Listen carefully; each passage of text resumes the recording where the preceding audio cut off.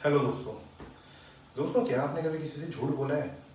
कोई ऐसा झूठ जो आपकी ज़िंदगी के लिए, आपके घर परिवार के लिए आगे चल के एक बहुत बड़ा प्रॉब्लम क्रिएट कर दे? कोई ऐसा झूठ जो आपको नहीं बोलना चाहिए था, लेकिन फिर भी आपने अपनी बढ़ाइयों को दिखाने के लिए उस झूठ की वजह से होने वाली प्रॉब्लम्स के बारे में आपने ना सोचा हो और आपने बोल दिया हो?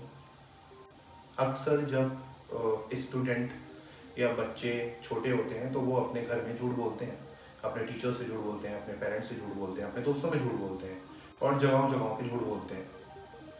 वो उस टाइम पे झूठ बोलना, और जब आप बड़े हो गए हो, आप कोई बड़ा एग्ज़ाम देने जा रहे हो, उस टाइम पे अगर आप अपने माँ बाप से कुछ झूठ बोल रहे हो या अपनी सोसाइटी में कुछ ऐसा झूठ फैला रहे हो जिसकी वजह से आपके माँ बाप, आपके रिश्तेदार और आपके खुद के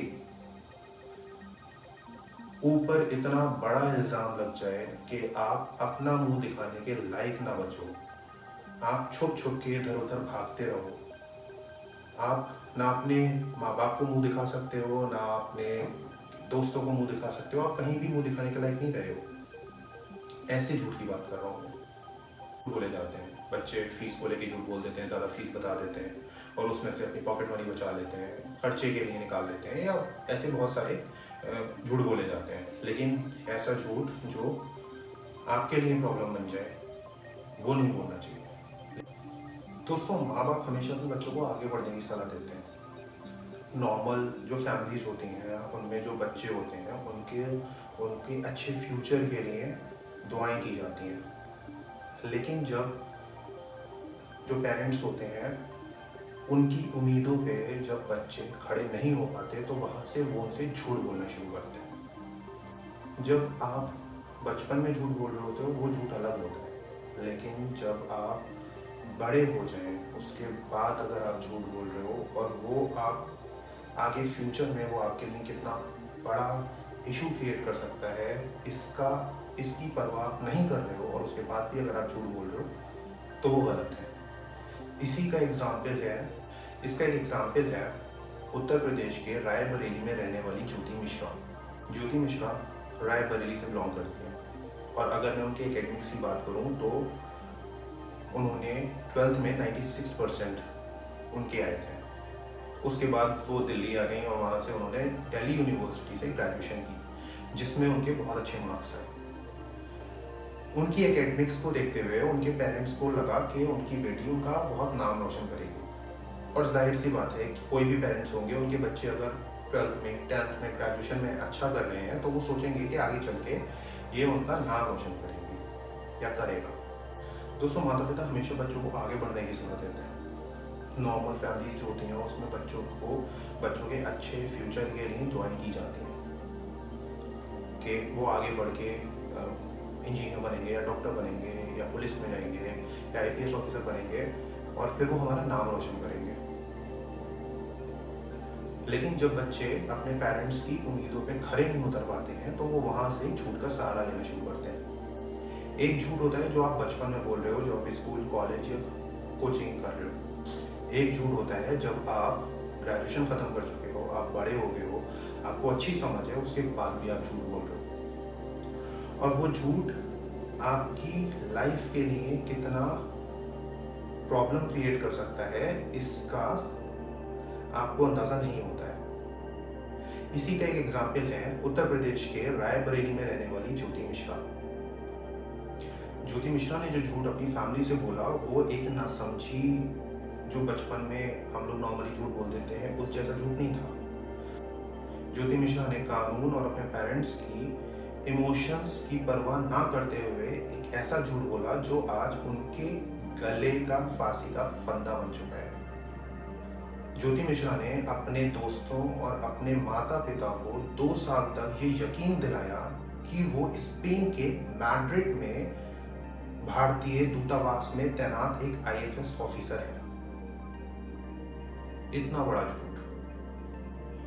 दोस्तों, यूपी के रायबरेली में रहने वाली ज्योति मिश्रा की पहचान उनके शहर में एक बहुत ज्यादा होनहार और ब्राइट स्टूडेंट के तौर पे थी, क्योंकि उनके 12th स्टैंडर्ड में 96% मार्क्स आए थे और फिर वो वहाँ से DU दिल्ली यूनिवर्सिटी में उन्होंने ग्रेजुएशन में एडमिशन लिया और वहाँ पे भी उनके बहुत अच्छे मार्क्स आए थे, जिस पे उनके पेरेंट्स उन पे बहुत ज़्यादा प्राउड फील करते थे।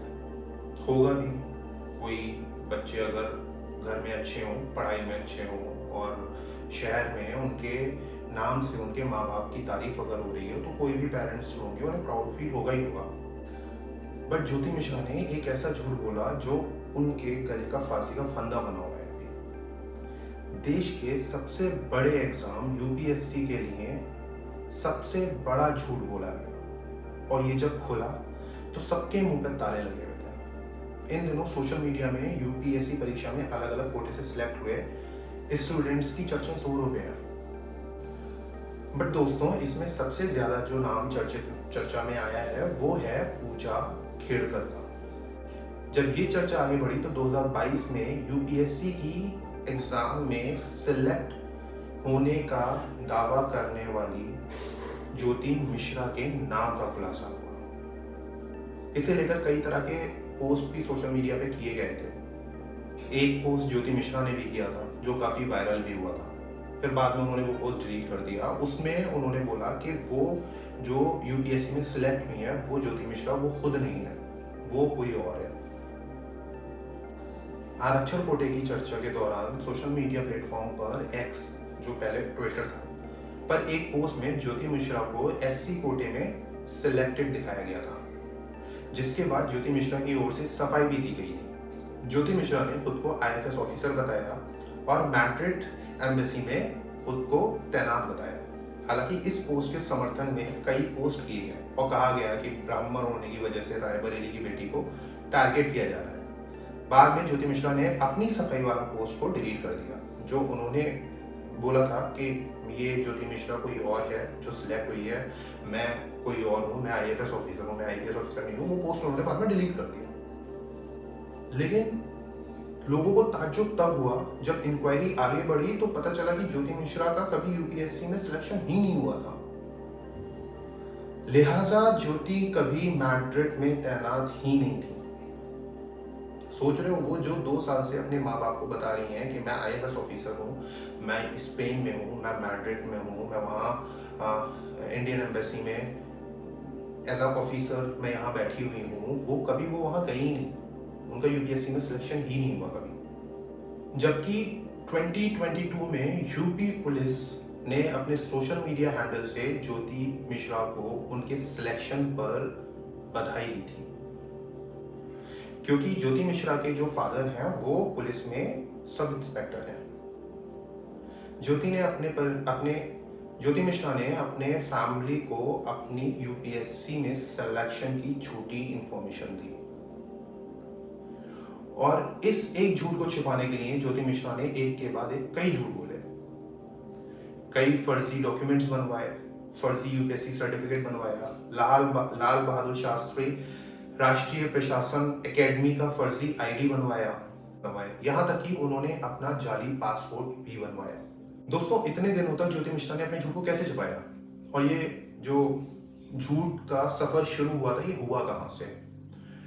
तो ज्योति मिश्रा ने IAS की कोचिंग करने के लिए अपने फादर से पैसे मांगे थे, लेकिन उनके फादर जो थे वो तैयार नहीं थे। फिर ज्योति मिश्रा ने बहुत ज़्यादा जिद की, जिसके बाद वो मान गए और जो पैसा उन्होंने ज्योति मिश्रा की शादी के लिए इकट्ठा करके रखा हुआ था वो पैसा उन्होंने उनको कोचिंग करने के लिए दे दिया।